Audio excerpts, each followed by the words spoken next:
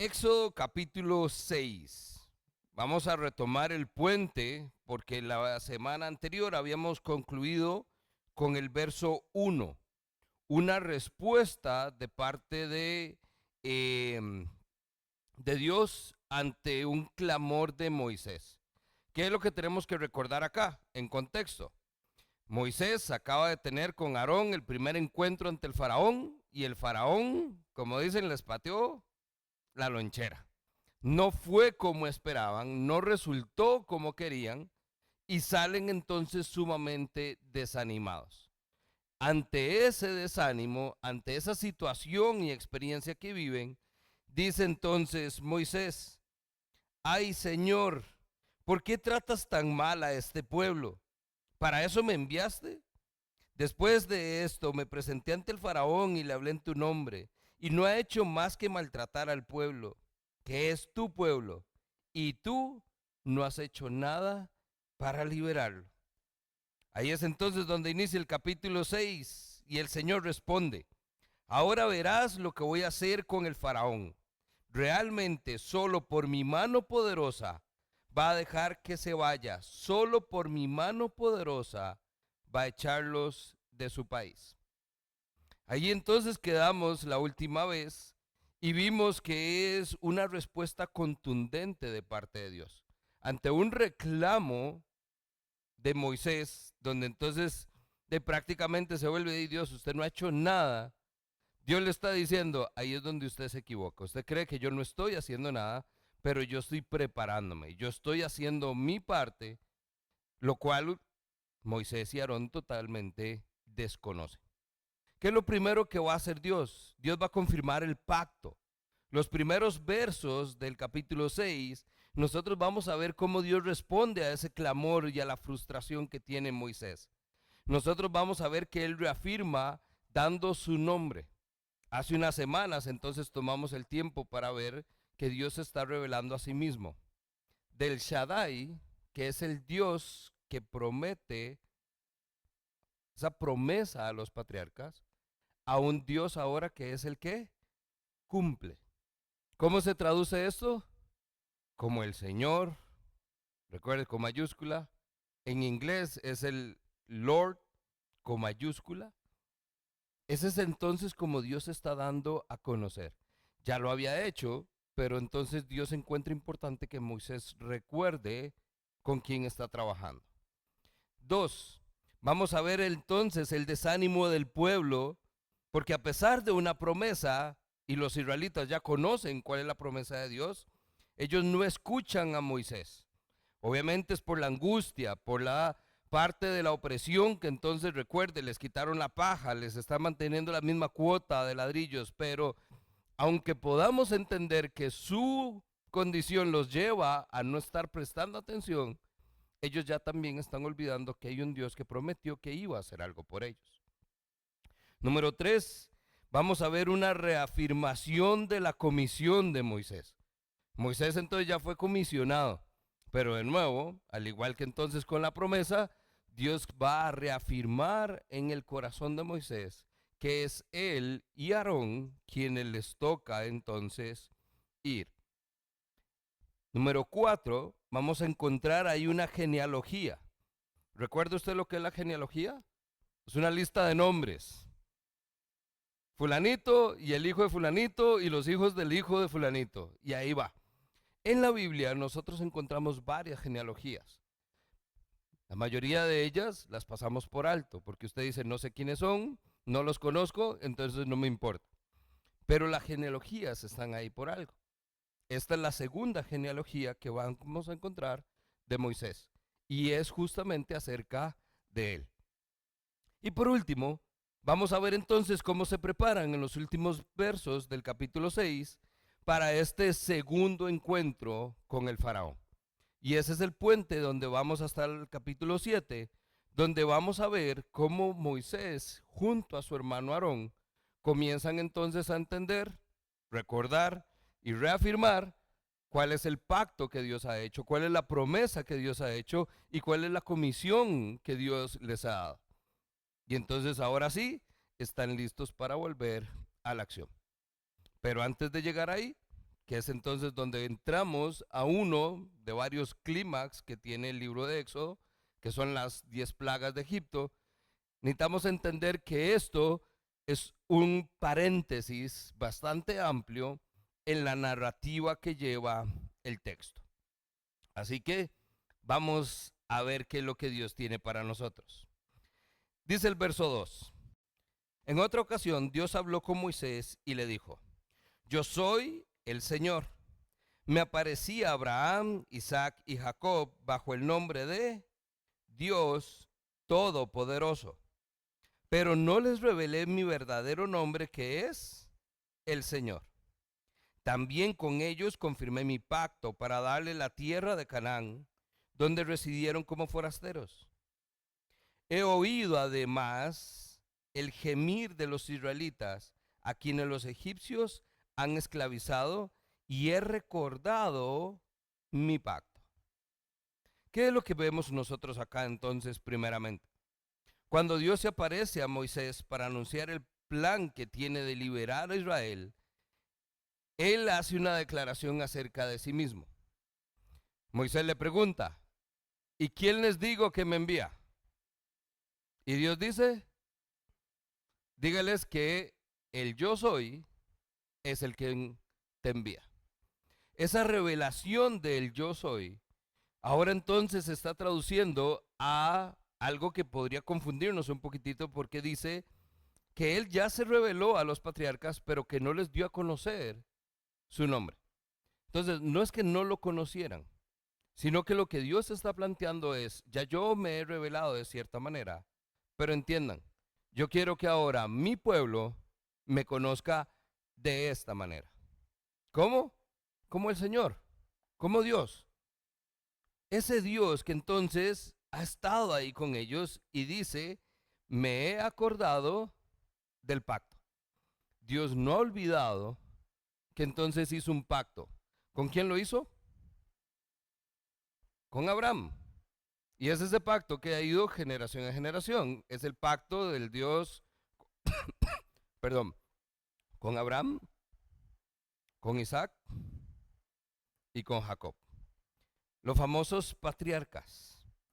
Ese Dios que entonces se dio a conocer a los patriarcas, no experimentaron a Dios de la misma manera en que lo ha experimentado Moisés y en que lo está experimentando su pueblo.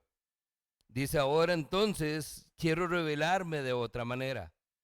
Los patriarcas conocían a Dios como un Dios que hace promesas, pero ninguno la vio cumplida. El texto entonces, las escrituras, nos cuentan, si usted se va al libro de Hebreos, dice que muchos de ellos murieron sin haber visto cumplida la promesa. Pero Dios ahora comienza a cumplir. Ahora no solo es el Dios que promete, sino es el Dios que cumple lo que Él ha prometido. Continúa el texto, dice el verso 6. Así que ve y dile a los israelitas: yo soy el Señor, y voy a quitarles de encima la opresión de los egipcios. Voy a liberarlos de su esclavitud. Voy a librarlos con gran despliegue de poder y con grandes actos de justicia. Haré de ustedes mi pueblo y yo seré su Dios. Así sabrán que yo soy el Señor, su Dios, que los libró de la opresión de los egipcios. Y los llevaré entonces a la tierra que bajo juramento prometí darles a Abraham, Isaac y Jacob. Yo, el Señor, les daré a ustedes posesión de ella. Versos 6 al 8. ¿Qué se repite ahí constantemente? Aquí podemos encontrar una serie de declaraciones que hacen que veamos entonces cómo Dios revela a Moisés cuál es su plan completo, el panorama completo. Ahí entonces nosotros podemos encontrar una lista de 7 declaraciones de lo que Dios va a hacer. Y tome nota porque están ahí en los versos 6 al 8. No todas comienzan con yo haré, pero para que usted se acuerde qué es lo que Dios está diciendo es: ¿qué es lo que voy a hacer? Yo haré ¿qué? Número 1, les quitaré la opresión. Número 2, los libraré de la esclavitud. Número 3, los libertaré con poder. Número 4, voy a hacer de ustedes mi pueblo. Número 5, voy a hacer que yo sea su Dios, entendiéndose su único Dios. Número 6, los llevaré a la tierra que juré dar a sus antepasados. Y no solo eso. Número 7, dice, les daré posesión de esa tierra. Esas 7 declaraciones hacen que entonces nosotros podamos tener un mapa del plan de Dios. ¿Qué es lo que Dios va a hacer? Vamos en orden. Y a partir de ahí, vea cómo conectamos aquí un poquitito.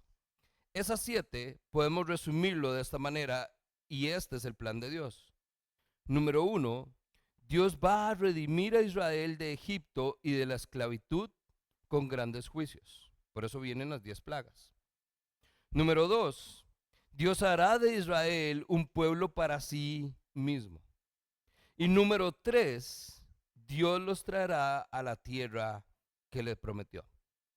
Ese es el plan de Dios.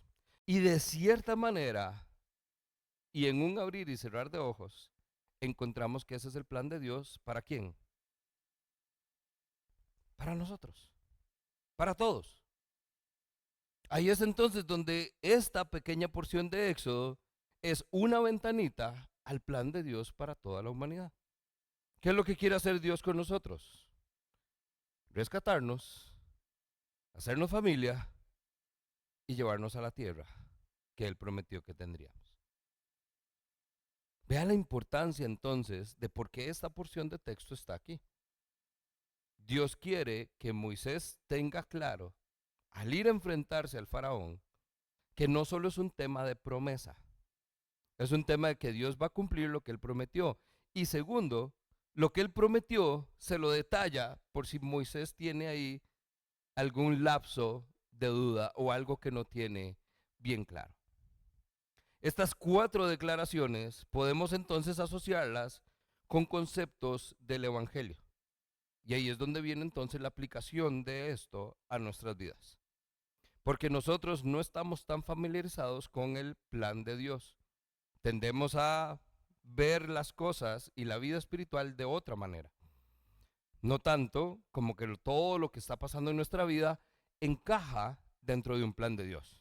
Como si lo podemos ver ahorita contextual en el libro de Éxodo. Moisés entonces tiene una tarea. Esa tarea ya tiene 7 puntos específicos de lo que Dios va a ir desarrollando y Moisés entiende que va dentro del plan de Dios. Ahora, como nosotros olvidamos que hay un plan soberano de Dios y que nuestra vida no está al azar, sino que está en el marco de esa voluntad soberana de Dios, hay 4 conceptos que usted puede llevarse hoy que se extraen de estos 3 versos que podemos entonces nosotros verlos en nuestro día a día. Número 1, hablamos de liberación. ¿Qué es lo que dice el verso 6? Yo soy el Señor, voy a quitarles de encima la opresión. Ahora, usted no tiene Egipto encima suyo, ¿cierto? Pero ¿cuál es su carga? ¿Qué es lo que ocasiona opresión sobre su vida? Aquello que lo hace sentir esclavo. Dios prometió que a través de Jesús seríamos librados del pecado. Entonces, de cierta manera, esta liberación es una imagen de nuestra salvación. Es lo que nosotros entonces vivimos y comemos todos los días. Porque entendemos que la salvación no es un regalo que nos fue dado y ya. Es algo que hoy disfrutamos y que hoy vivimos y que buscamos, procuramos guardar y estimar. La segunda palabrita es redención. No solo entonces Dios viene a librarnos y a quitarnos la carga, sino que viene a redimirnos. La redención conlleva entonces un concepto adicional. Hay un pago. Porque entonces, ok, usted quiere ser libre, bueno, ¿quién paga la cuenta? Ese pago, esa redención, la compra, es entonces lo que en hebreo tiene un significado mayor. ¿Quién hacía esto? Era la persona, el hombre, a cargo de la familia. Normalmente era el abuelo o el papá, los patriarcas, pero cuando alguno de ellos moría, ¿qué pasaba con la familia? Tenía que venir entonces un hermano. Y si no había hermanos, tíos. Y si no un pariente. ¿Por qué? Porque entonces esta familia debía ser redimida. De lo contrario, quedaban al margen de la sociedad. Bueno, ¿qué mejor figura para nosotros que Jesucristo? ¿Quién otro sino nuestro Dios? Para temar entonces, ustedes quedaron al margen ustedes quedaron separados de Dios, producto del pecado. Bueno, yo voy a pagar el precio para que ustedes puedan ser restaurados y ahora sean parte de la familia de Dios. Lo cual nos lleva al tercer punto, que es la adopción. Es esa relación de familia que nosotros siempre encontramos. Capítulo 4 en Éxodo, ya Dios llamó a Israel ¿cómo? Además de su pueblo, dice, Israel es para mí un hijo. Por eso es que estamos ante la proyección, un hijo por un hijo. ¿Por qué Dios va contra Faraón? Porque Faraón no quiere dejar ir a su hijo. Entonces, como Faraón no quiere dejar ir a su hijo, Dios va a tomar el suyo. Es la plaga de los primogénitos. Esa relación preexistente donde ya Dios ha establecido que Israel es su hijo, ahora entonces entendemos que hay algo más. Dice, yo voy a hacer de ellos mi pueblo. Y mi pueblo quiere decir que los va a adoptar como suyos. Ahora entonces no somos extraños ni extranjeros, somos familia de Dios. Y por si fuera poco, no termina ahí, porque ya ahí y estaríamos en un muy buen punto. Pero Dios agrega herencia.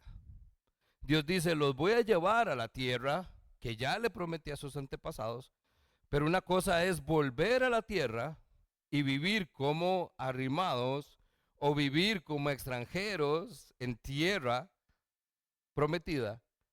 Pero Dios dice, y se las voy a dar por heredad.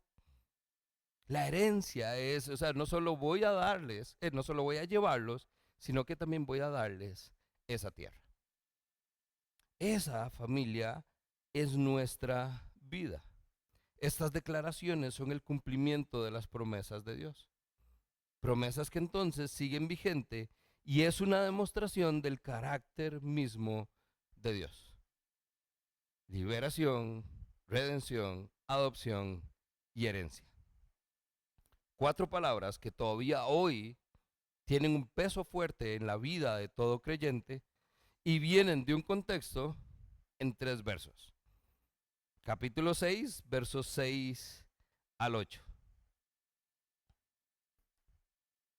Vamos bien.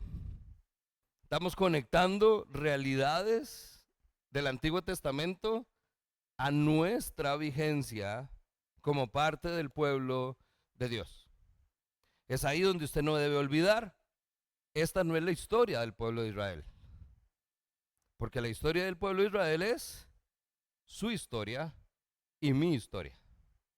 Porque somos todos parte de la misma familia. Ahora, estas declaraciones tienen consecuencias mucho mayores y de mayor alcance que una historia en Éxodo. Esto no solo es el plan de Dios para esos, ¿cuántos millones de personas? 2, 3 millones. No solo es la promesa para ellos, sino es la promesa para quien ellos representan. Y entre esos vamos usted y yo por colada. ¿Okay? Entonces, esta vigencia de esas declaraciones tiene un alcance mucho mayor al que el texto nos están dando. Son proféticas y hablan de un cumplimiento no solo inmediato, porque es lo que va a pasar en Éxodo, en la historia, sino que es un cumplimiento parcial. porque sabemos que todavía el cumplimiento total está por venir. Si usted llevó el estudio de Apocalipsis con nosotros, ¿se acuerda cuando hicimos las conexiones de lo que tiene que ver las 10 plagas con los juicios venideros de Dios? Ahí es entonces donde nosotros vemos que todavía esto que está siendo prometido todavía está por cumplirse. No en este tiempo, en el tiempo que ha de venir. Y en el fin de todas las cosas, esto se va a hacer una realidad para nosotros. Todo este concepto lo aterrizamos entonces nosotros a esto. Hay un Dios que se está revelando a sí mismo. ¿Cómo? Como el Señor, como el Dios de Israel. Un Dios que entonces cumple sus promesas, y parte de sus promesas es hacer de ellos su pueblo. No solo es un Dios que quiere decir, ok, vean, yo soy bueno y cumplí mi parte, sino es un Dios que quiere tener una relación con su pueblo. Ahí es entonces donde volvemos a Éxodo capítulo 6 y dice el verso 9, Moisés le dio a conocer a esto a los israelitas, pero por su desánimo y las penurias de su esclavitud, ellos no le hicieron caso. ¿Cuál creen que es el peligro de que Israel no responda a esto? Ya dimos por sentado, sí, están sufriendo, están esclavos, les duplicaron la cuota, están teniendo más trabajo. Pero ¿por qué no hacerle caso a Moisés? Moisés entonces, ojo, Dios está trabajando con Moisés. Moisés ya le pasó en Egipto la primera vez. Intervino por su pueblo. ¿Y qué es su pueblo? ¿Y usted quién lo nombró? Juez entre nosotros. Se va desanimado, 40 años después va, ¿y qué es lo que pasa? Israel no le hizo caso. Ahí es entonces donde nosotros tenemos que ver, y usted tiene que asumir un momento la situación de Moisés. Póngase en sus zapatos. Usted tiene una tarea, parece imposible. Ya tuvo un primer intento y no resultó.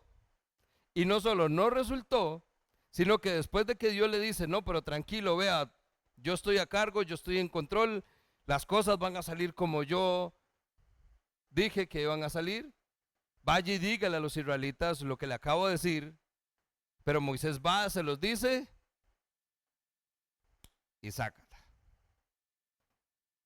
Tenemos que entender entonces que hay un desánimo natural en Moisés, producto de una necedad de un pueblo.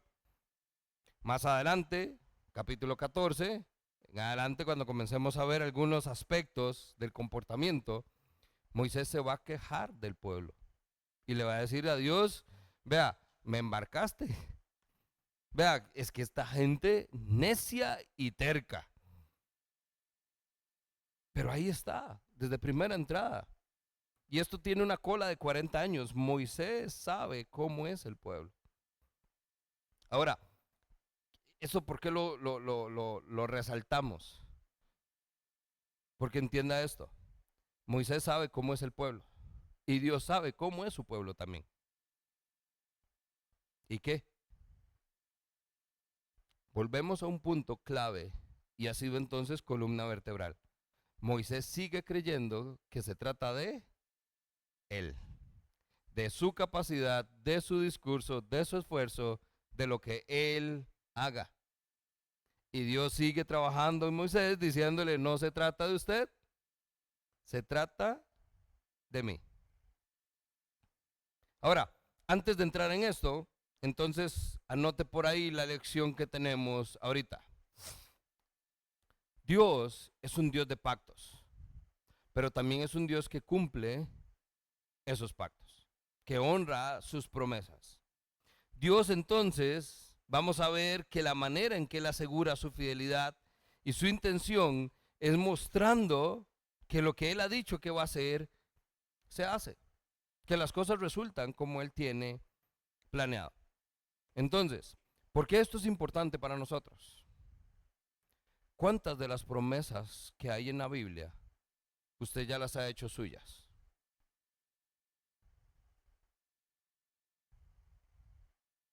¿Cuántas veces nos hemos quejado porque hay cosas que no pasan, pero ahí están?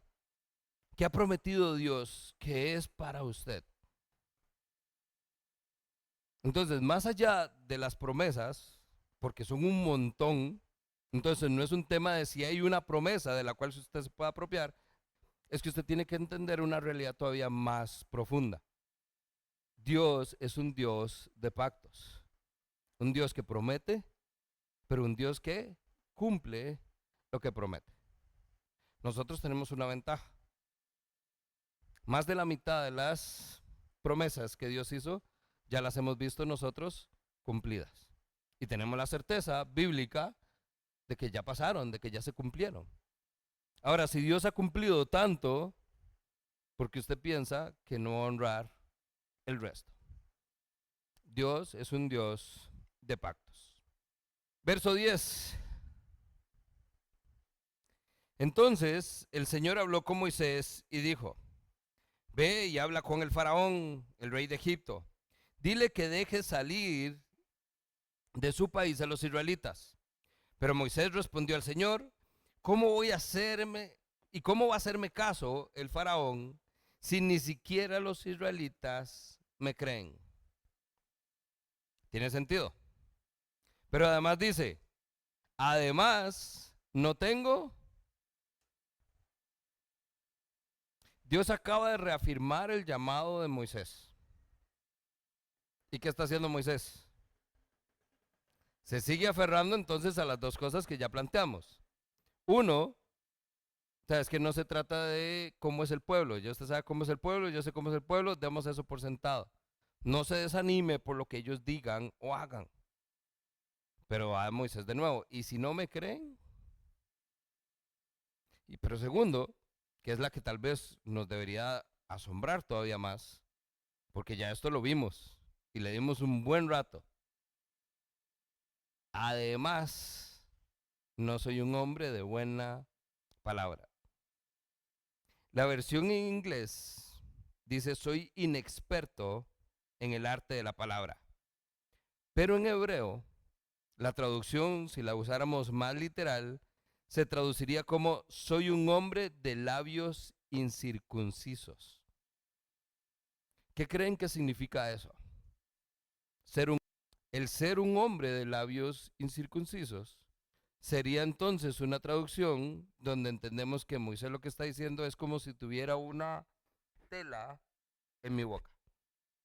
Entonces no estamos hablando tanto en el contenido de las palabras, sino en la facilidad con que se va a entender el mensaje que estamos tratando de transmitir. Hay una capa ahí en los labios, no vocaliza bien o no hace bien los gestos. Ya lo habíamos visto en los capítulos anteriores. No es un tema de que es tartamudo o de que tiene alguna discapacidad para hablar, sino más bien es un tema de elocuencia quizás, de que hay algo que no está haciendo que se entienda bien, como cuando estábamos todos con cubrebocas. ¿Se acuerdan? Y usted decía: ¿qué dijo? Más o menos. Eso es lo que tiene que ver entonces. Aquí lo que estamos viendo, simplemente eso es para enriquecernos un poco, es que Moisés sigue poniendo excusas. Vea, primero, yo no sé si esta gente me va a creer. Y segundo, seguimos con el tema, vuelvo el perro arrepentido, de que no soy bueno hablando. A eso entonces es donde lo tenemos ahí pendiente y queda como en el aire. Pero ahorita lo vamos a retomar. Dice el verso 13: en otra ocasión habló entonces el Señor con Moisés y Aarón acerca de los israelitas y del faraón, rey egipcio, y le ordenó sacar de Egipto a los israelitas. Y comienza el verso 14 diciendo: estos fueron los jefes de las familias patriarcales. Entonces, del capítulo 6, verso 14, hasta el versículo 25, usted va a encontrar lo que llamamos una genealogía. Este hijo de este, que tuvo estos hijos, y ahí van. La genealogía, entonces, muestra la vida de Moisés. Moisés comienza la genealogía donde terminó la primera genealogía que él mismo había desarrollado. En Génesis, ¿cuál es la genealogía que se ve?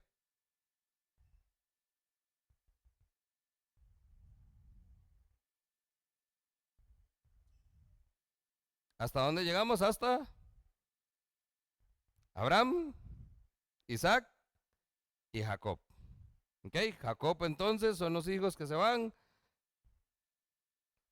En Jacob es donde comienza ahora esta nueva genealogía. Pero tiene algo interesante. Va de los hijos de Jacob y de ahí Moisés traza solo los primeros 4. ¿Llega hasta dónde? Hasta Leví. Leví es interesante porque ahí es entonces donde Moisés está conectando los puntos a él. Moisés y Aarón no son hijos del primogénito. ¿Quién es el primogénito de Jacob? Rubén. ¿Ok? Entonces, ¿por qué hablamos de primogénito? Porque la genealogía va con los primogénitos. A partir de ahí es donde se traza el linaje de una familia. ¿Cuál es la importancia de ser primogénito? Que es el único que cuenta. Los demás pasan a un segundo plano. Ahora, ¿qué es lo interesante acá? Que entonces está conectando a Leví, que es el tercer hijo de Jacob, y de la misma manera, de los hijos de Leví, los padres de Moisés y Aarón no son primogénitos. ¿Qué está abriendo esta genealogía? Es que aunque no seamos de los primogénitos, Dios en su soberanía y en su elección, Él puede elegir a quién va a usar para sus propósitos. ¿Sí me siguen? Estamos rompiendo un esquema que durante años es el status quo. Así es como funciona la sociedad. Pero ahora de un no primogénito que tuvo otros, hay otros no primogénitos que nos llevan hasta Moisés y Aarón. La pregunta sería, ¿y quiénes son ellos? Moisés, todo el mundo conoce quién es Moisés. Aarón, ¿de dónde salió Aarón? ¿Cuál es la historia de Aarón? ¿Son solo dos hermanos? No, había una mujer, Miriam. ¿Ok? Pero lo que conocemos de ellos es por la historia que ya vimos en Éxodo. ¿Por qué? Porque no está ligada necesariamente a los más importantes. Paréntesis, primogénitos. Lo que estamos viendo acá entonces es que Moisés está trayendo a colación el por qué Moisés y Aarón están en la historia en primer lugar. Porque si no fuera por esta genealogía, este pueblo, ¿cómo va a reconocer el liderazgo de estos dos hombres? ¿Y ustedes quiénes son? ¿Y a ustedes quién los mandó a meterse aquí y a venir a hacer algo por nosotros? Si usted llega al verso 26, después de haber pasado por toda la genealogía, dice, Aarón y Moisés son los mismos a quienes el Señor mandó a que sacaran de Egipto. ¿Quién los mandó? Entonces, no omitamos el texto y por qué está ahí. ¿Quiénes son Moisés y Aarón? Los mismos que el Señor mandó a que sacaran de Egipto a los israelitas. Son ellos, verso 27, quienes hablaron con el faraón, rey de Egipcio, en cuanto a sacar de Egipto a los israelitas.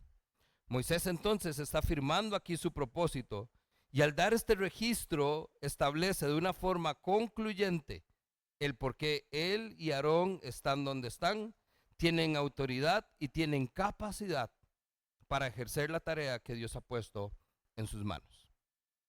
Esta es la primera vez entonces que vemos una pincelada de un Moisés empoderado y entendiendo que la gente tiene que saber quién soy yo y quién es mi hermanillo. Para que si alguien tiene dudas o si aquellos brincan cuando estemos por allá, aquí está. Y esta es la frase: a quienes Dios mandó a que liberaran a su pueblo. Lo cual entonces nos lleva ahí al verso 28. Este es un pequeñito puente donde entonces vemos una renovación de la comisión de Moisés. Moisés, a partir de esa genealogía que da, retoma el tema de qué fue lo que Dios le pidió que hiciera. Cuando el Señor habló con Moisés en Egipto, le dijo: yo soy el Señor. Habla con el faraón, rey de Egipto, y comunícale todo lo que yo te diga. Pero Moisés respondió, ¿qué dijo? ¿Y cómo me va a hacer caso el faraón si yo no tengo facilidad de palabra? Vuelve el perro arrepentido. Dios sigue siendo un Dios misericordioso. Y esto es parte de lo que estamos viendo. El capítulo 6 es un paréntesis donde antes de regresar a Moisés al campo de batalla, Dios está reafirmando estas verdades fundamentales para que entonces poco a poco Moisés vaya empoderado, reconozca quién es, reconozca bajo qué autoridad está trabajando y que haga entonces lo que tiene que hacer. La respuesta de Dios entonces: toma en cuenta, dijo el Señor a Moisés, que te pongo por Dios ante el faraón. Tu hermano Aarón será tu profeta, y tu obligación, es decir, todo lo que yo te ordene que digas. Tu hermano Aarón, por su parte, pedirá al faraón que deje salir de su país a los israelitas. Hago una pausa. ¿Qué significa eso? Toma en cuenta, le dijo Dios. Mira que te pongo por Dios, le dijo a Moisés. ¿Qué significa eso? Cuando le está diciendo que te pongo por Dios, Dios le va a dar instrucciones a Moisés, no a Aarón. Cuando Moisés transmite esas instrucciones a Aarón, Moisés es entonces donde está actuando como Dios para Aarón. Y Aarón va a actuar como profeta para Moisés. Es profeta de Moisés, que por ende es profeta de Dios. Esto es interesante porque un profeta es alguien que habla en nombre de Dios, alguien que tiene un mensaje de Dios para el pueblo. Profeta. ¿Cuál es el rol de Moisés?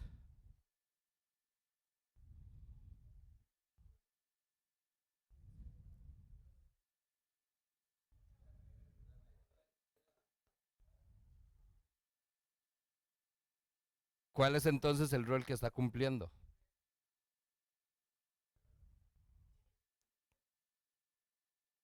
Líder. Usemos palabras bíblicas. Ya encontramos el profeta. ¿Cuál es el rol entonces de Moisés? Mediador. Es un sacerdote. Un profeta y un sacerdote parecen lo mismo, pero no lo son. Uno habla de parte de Dios, otro que es lo que hace, cumplir lo que Dios dijo. Uno dice, otro hace. Ahí nada más se la dejo picando, porque si nos vamos por ahí, vea, nos perdimos y nos salimos de Éxodo. Pero vea lo interesante. ¿Qué pasa si un profeta se pone a hacer la tarea de un sacerdote? ¿Qué pasaría si un sacerdote se pone a hacer la tarea de un profeta? No se cumplen las tareas. Son roles diferentes. Y esto es interesante porque obviamente no es parte del contexto directo de la historia que estamos narrando, pero sí nos ayuda a usted y a mí a entender lo que muy pronto se va a convertir en una estructura de la manera en que Dios trabaja. Dios va a trabajar a partir de sacerdotes y profetas. Los sacerdotes tienen una función, los profetas tienen otra. Dios va a levantar líderes y profetas en Israel.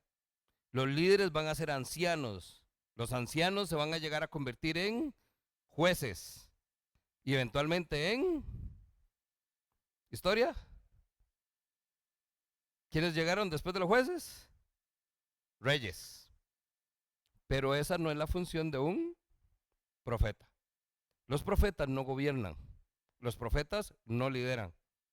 Al menos no en el sentido logístico de liderar para gobernar a una nación. Vea que ese papel, ¿qué es lo que pasa? Que los reyes pierden de vista cuál es su función, asumen el poder, quieren más poder, no gobiernan, el pueblo se descarrila.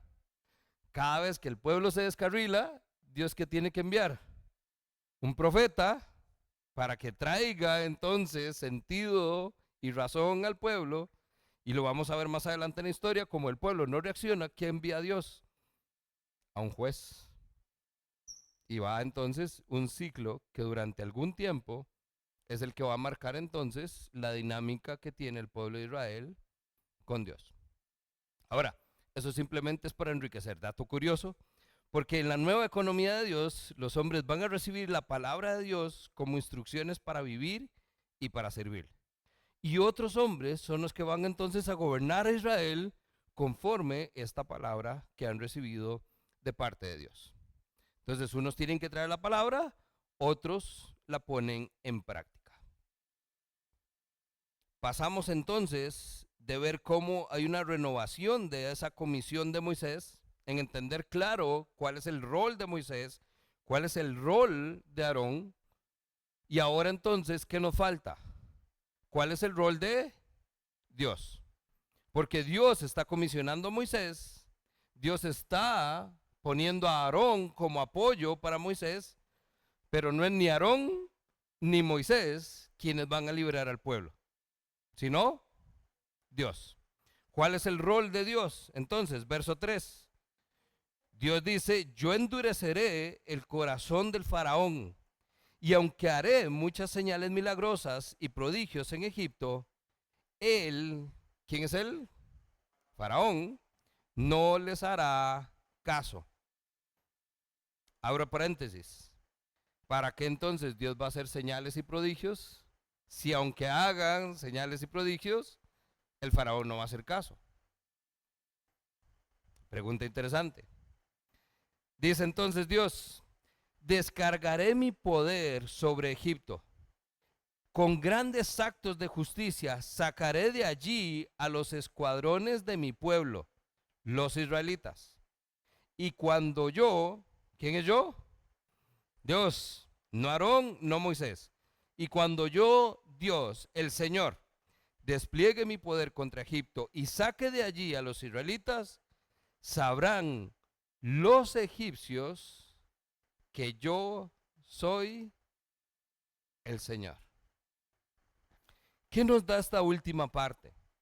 ¿Cuál es el rol y la importancia del rol que juega Dios en la historia? Dios le recuerda a Moisés que el corazón del faraón va a ser endurecido. Hay una relación directa a entender que hay una autoridad suprema.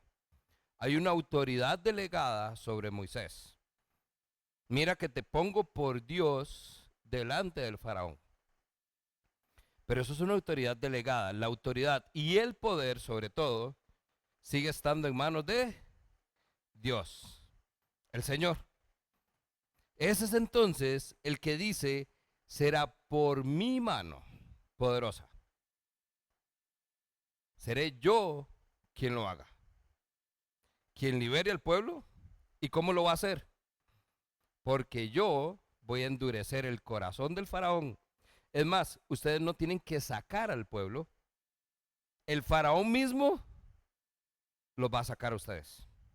Esta es la parte que es asombrosa, porque aunque pareciera que estamos hablando de lo mismo, el lenguaje realmente nos está hablando de algo asombroso.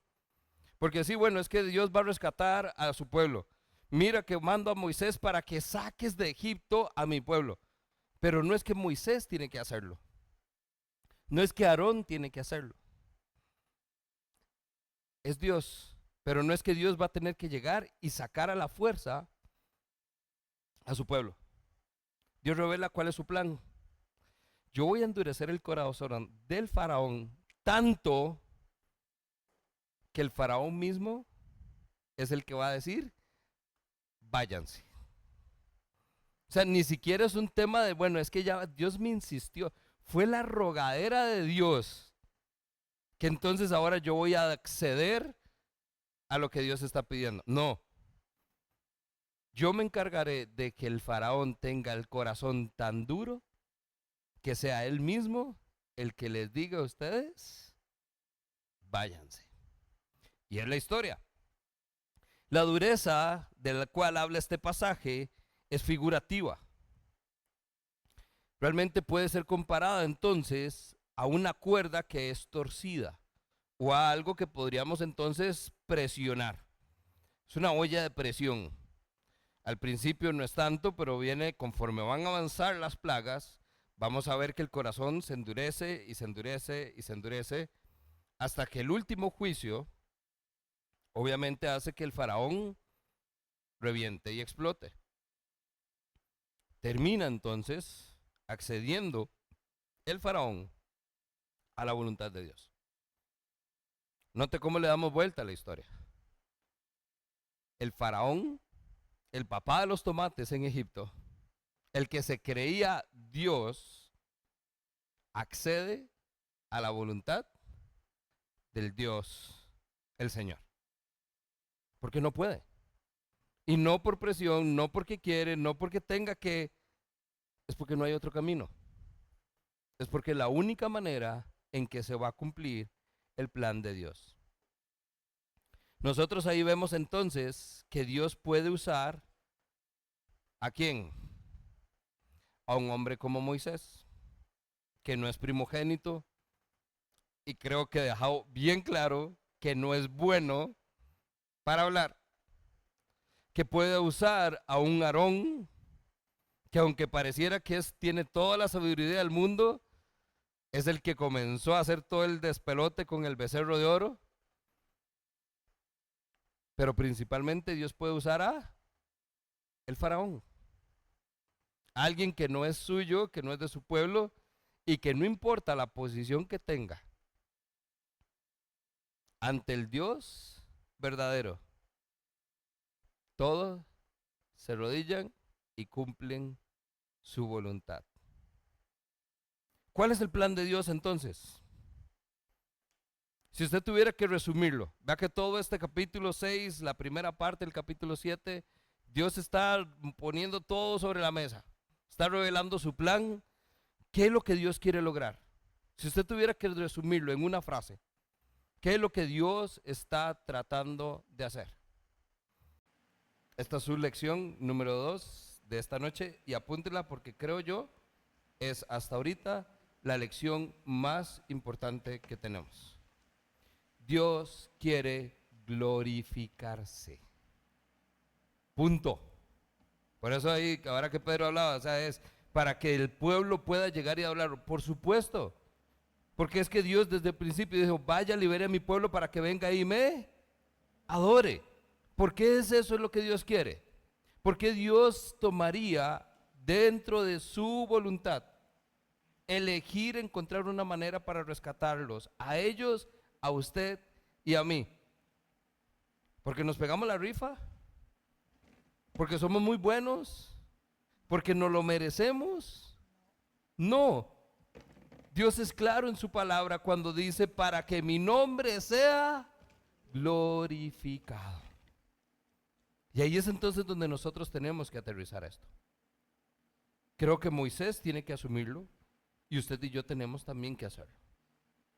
El único propósito por el cual Dios está tomando el tiempo para hacer todo esto es porque quiere a un pueblo que sea suyo de nadie más, con un único propósito: para glorificar a Dios. Así de simple. Dios lo que quiere es llevarse la gloria. Y esta es la parte que normalmente creo que nosotros fallamos muchas veces porque no lo enseñamos. ¿Cuál es la esencia del carácter de Dios? Es un Dios celoso. Un Dios que podríamos algunos pensar pero es que eso es egoísta, ¿sí? ¿Por qué puede? Porque es Dios, porque es todopoderoso, porque es soberano, porque es rey, porque puede pensar en sí mismo. ¿Qué es lo que Él quiere? Un pueblo para Él que le adore y que glorifique su nombre. Por eso es que está dando a conocer cuál es su nombre. Por eso es que se está dando a conocer quién es Él.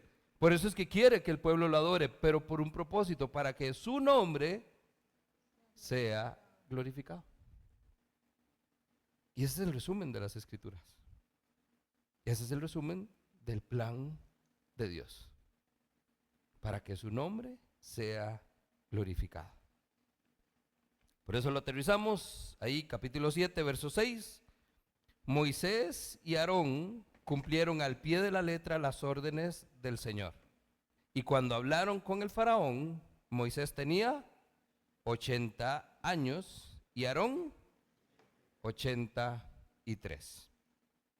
¿Qué es lo último que se nos da en este paréntesis, en este preámbulo de lo que podríamos ver en la preparación para el segundo round contra el faraón? Lo aterriza entonces en que hay dos hombres, uno de 80 y otro de 83, que cumplieron lo que Dios les había pedido. ¿Cómo? Al pie de la letra.